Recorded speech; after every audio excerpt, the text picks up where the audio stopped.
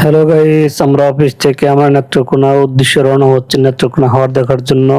এখানে গাড়িতে আমরা রওনা হচ্ছে, অলরেডি ময়মনসিংহ এর কাছাকাছি চলে আসছি। ময়মনসিংহ থেকে এখন আমরা কোথায় যাব সেটা আমরা দিক নির্দেশনা করব। এখন ময়মনসিংহ গোল চত্বরে এসে গেছি। গোল চত্বর থেকে আমরা যাব ডান দিকে।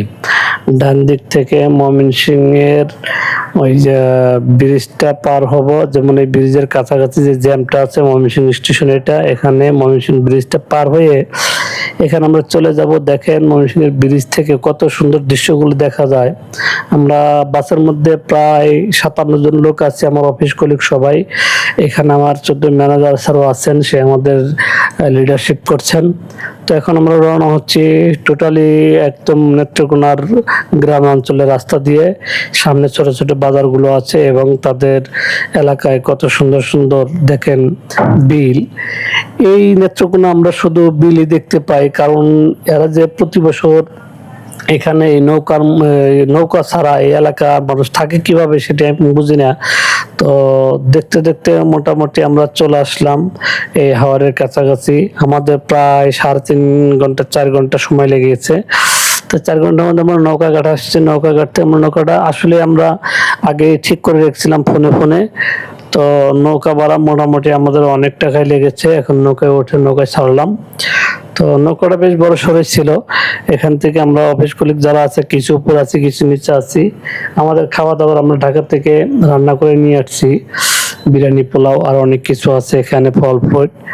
এখন পুরাটা হাওর আপনাদেরকে দেখাবো, দেখতে থাকুন এবং আমার চ্যানেলটা সাবস্ক্রাইব করে রাখুন, যাতে আমি প্রতিবারই এরকম সুন্দর সুন্দর ভিডিও উপহার দিতে পারি।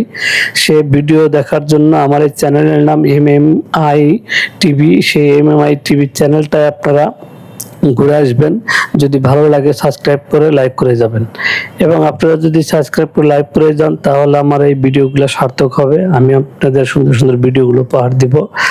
যাই হোক, এখন আমরা এই যে বন্ধু বান্ধব নিয়ে একটু আনন্দ ফুর্তি করছি। কেউ ছবি ওড়াচ্ছে, কেউ বাতাস খাচ্ছে, কেউ একটু রোদের মধ্যে বসে বসে গল্প গুজব করছে। নৌকা কিন্তু আমাদের চলছে আছে খুব সুন্দর।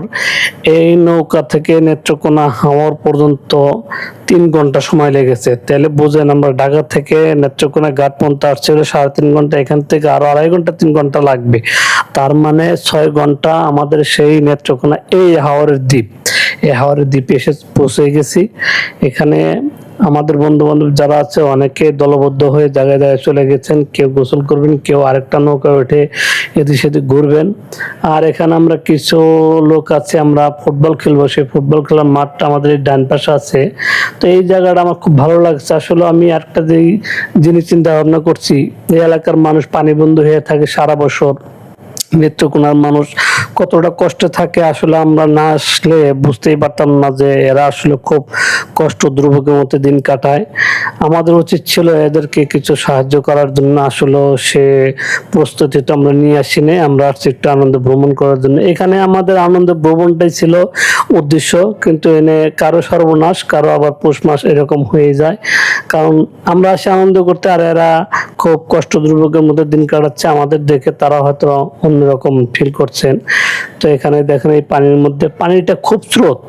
এই সময় পানিটা অনেক স্রোত, কারণ নৌকা এখানে ধরে রাখা যায় না, খালি পায়ে নামলো এখানে বসে থাকা যায় না। আমরা এখানে কিছুটা পানিতে হাত মুখ ধুয়ে কিছুটা বিশ্রাম নিয়ে আমরা খাওয়া দাওয়া সারবো। খাওয়া দাওয়া সারার পর আমরা গোসল করবো, সে প্রস্তুতি নিচ্ছি। তাই এখানে পানিতে নেমে সবাই একটা হাত মুখ দিচ্ছে। আমি ভিডিওটা করে নিলাম আপনাদের জন্য। দেখুন কত বড় হাওর।